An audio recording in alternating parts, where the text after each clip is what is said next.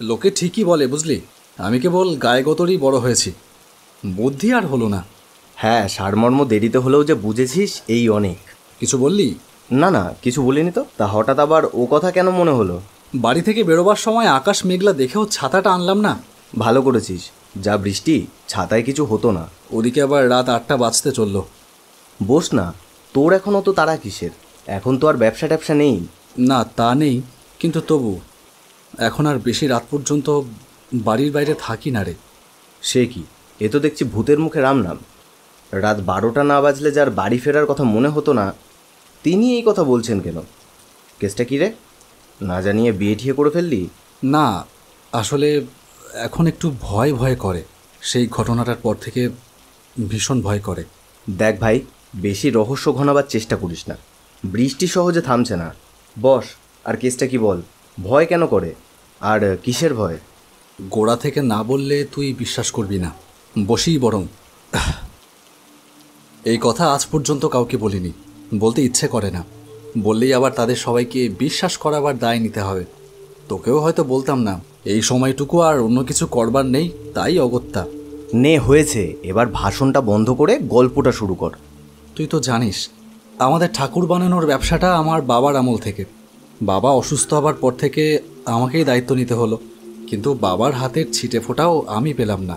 কর্মচারীরা ছেড়ে গেল, বাধা ধরা কাস্টমারেরা ছেড়ে গেল, ব্যবসা প্রায় ডুবতে বসলো। মাঝে মাঝে দু একটা ছোটোখাটো লক্ষ্মী ঠাকুর, গণেশ ঠাকুরের অর্ডার আসতো, এই যা।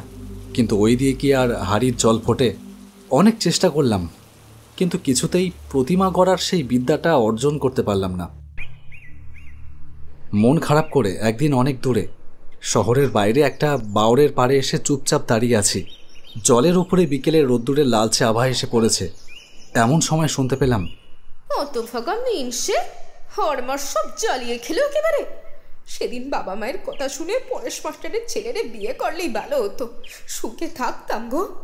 অল্প বয়সে কুরকুরানি উঠলো, আর এই শালা হতচ্ছাড়াটারে বিয়ে করে বলে মরলাম আমি। বিকেলের স্নিগ্ধতাটুকু এক মুহূর্তে বদলে গেল বিরক্তি বোধে। ধুর, এখানে আর থাকা যাবে না। কাজ নেই কম্ম নেই, সারাদিন বসে বসে খালি মাটি সেনা আর ওই ছাইপাশ বানানো। ধুর ধুর ধুর, আমি আর থাকবো না এই সংসারে, আমি আর থাকবো না, আমি করবো না এই অপদার্থের সংসার। মাটি দিয়ে ছাইপাশ বানানো মানে? কি ছাইপাশ বানায় লোকটা মাটি দিয়ে? না, তাহলে তো গিয়ে একবার ঢু মারতে হচ্ছে। চিৎকারটা পাশেরই একটা বাড়ি থেকে আসছিল। সেই দিকে হেঁটে গিয়ে একটা বাড়ির উঠোনে গিয়ে দাঁড়ালাম। দাঁড়াতেই সবার আগে চোখে পড়ল মাটির বেশ কিছু মূর্তি, ভারী চমৎকার হাতের কাজ। একটা গণেশের মূর্তি এমন নিখুঁতভাবে বানানো যে কুমোরটুলির খ্যাতনামা শিল্পীরাও যেন এই মূর্তির কারিগরের কাছে হার মেনে যাবে। কি ব্যাপার, কি চাই আপনার? এই মূর্তিগুলো আপনার স্বামী বানিয়েছে? হ্যাঁ, তা সে নয় তো কি আমি বানাতে যাব? কেন বলুন দেখি, আপনার লাগবে? লাগলে নিয়ে যান, ওসব জঞ্জাল আমি বাড়ি থেকে বিদায় হলে বাসি। তা উনি কোথায়? একবার ডাকুন দেখি, দুটো কথা বলি। কথা বলবেন? ঠিক আছে, দাঁড়ান, ডেকে দিচ্ছি।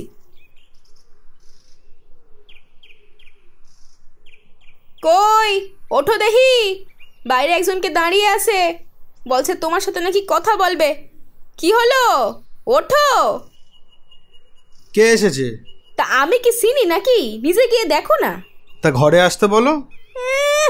যা রাজপ্রাসাদ বানিয়ে রেখেছে ঘরখানাকে, এর ভেতর আর কোনো ভদ্রলোককে ঢোকানো যায় নাকি? নিজে উঠে বাইরে যাও। দাঁড়াও, দেখছি। হ্যাঁ বলুন, কি দরকার? তোমার বানানো মূর্তিগুলো দেখলাম, তোমার হাতের কাজ খুব ভালো। তুমি আমার কাছে কাজ করবে? কাজ করব আমি? হ্যাঁ, শহরে আমাদের একটা কারখানা আছে, অনেক পুরনো। সেখানে একজন ভালো প্রতিমা শিল্পী দরকার, একদম তোমার মতন। তুমি করবে? ভালো টাকা মাইনে পাবে।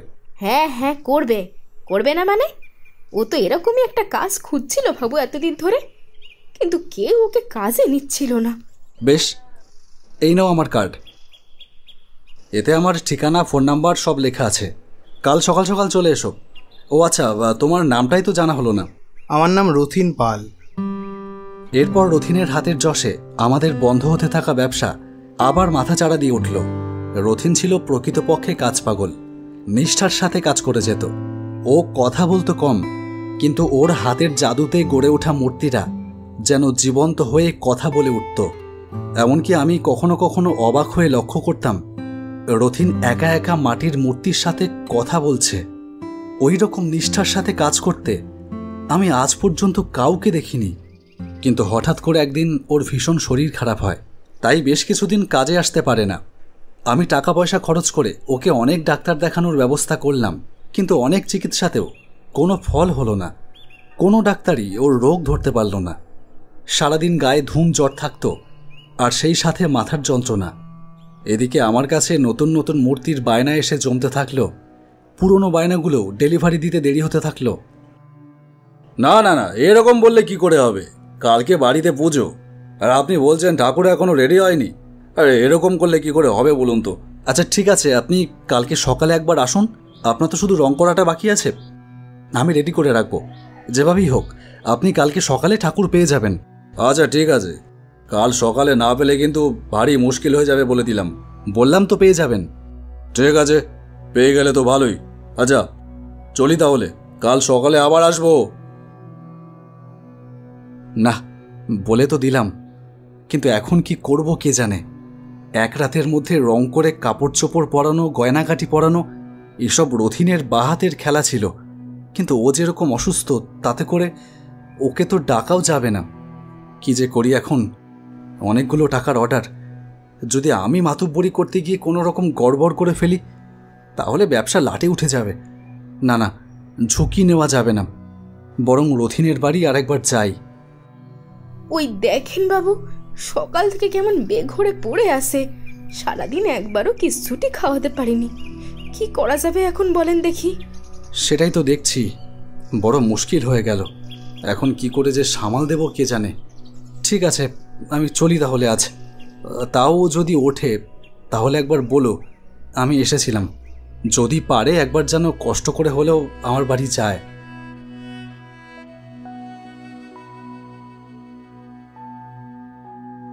বাড়ি ফিরে এসে চিন্তায় পড়ে গেলাম। আর কোনো উপায় নেই, কাল সকালে বিরাট একটা বিশ্রী ব্যাপার হবে। অনেক হয়েছে, আর না, এবার এই ব্যবসার পাট চুকিয়ে অন্য কোনো কাজ দেখতে হবে। টেনশানে রাতে কিছু খেলামও না, বিছানায় শুয়ে পড়েছি, কিন্তু ঘুম আসছে না কিছুতেই। চরম অস্বস্তিতে মনটা কেমন বিষণ্ণ হয়ে রয়েছে। কতক্ষণ কেটে গেল জানি না। হঠাৎ গেট খোলবার একটা আওয়াজ শুনতে পেলাম। ঘড়ির দিকে তাকিয়ে দেখলাম রাত 1টা বাজে। এত রাতে কে এসেছে? বিছানা থেকে নেমে বাইরে বেরিয়ে এলাম।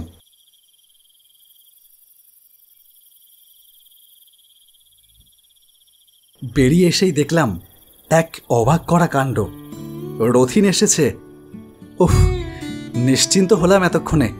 রথিন যখন এসে গেছে তাহলে আর কোনো সমস্যাই নেই। সকালেই কাজটা রেডি করে ডেলিভারি করে দিতে পারবো। কিন্তু কি অসম্ভব দায়িত্ববোধ ছেলেটার!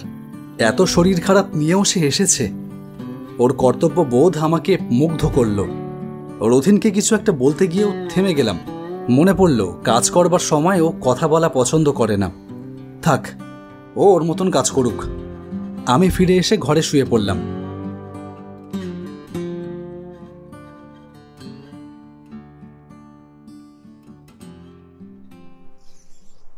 আমি জানতাম তুমি পারবে। আরে তোমার বাবা ছিল জাত শিল্পী, তারই তো ছেলে তুমি। যাক, আপনার কাজটা যে তুলে দিতে পেরেছি সেটাই অনেক। ঠিক আছে, তাহলে নিয়ে গেলাম। আর রাতে কিন্তু পুজোর প্রসাদ খেতে এসো সবাই মিলে, মিস করো না যেন। চলি। রথিন কাজ শেষ করে কখন বাড়ি গেল কে জানে। যাই, একবার ওর বাড়ি গিয়ে দেখা করে আসি। ওর শরীরটা কেমন আছে সেটাও খোঁজ নেওয়াটা দরকার।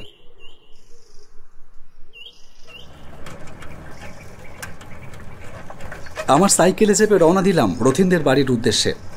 কিছু সময়ের মধ্যেই রথিনদের বাড়ির সামনে এসে দাঁড়াতেই আমার বুকটা ছ্যাঁত করে উঠল। এই আমি কি দেখছি?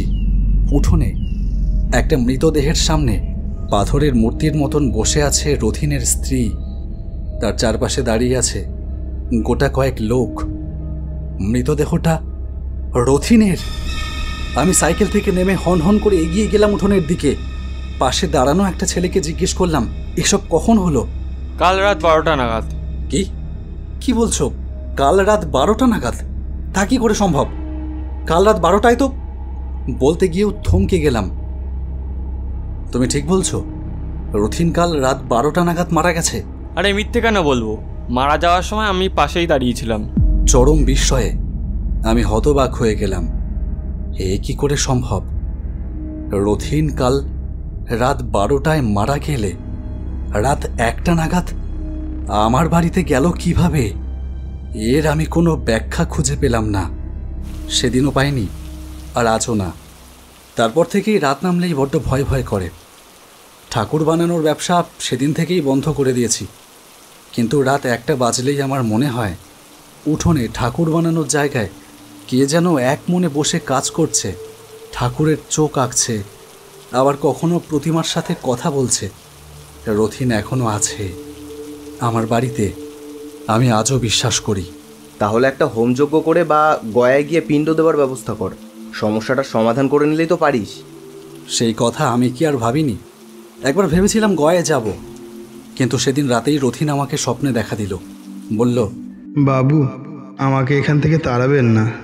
আমি এক কোণে পড়ে থাকবো, কারুর কোনো ক্ষতি করব না। এখানেই আমার শান্তি বাবু।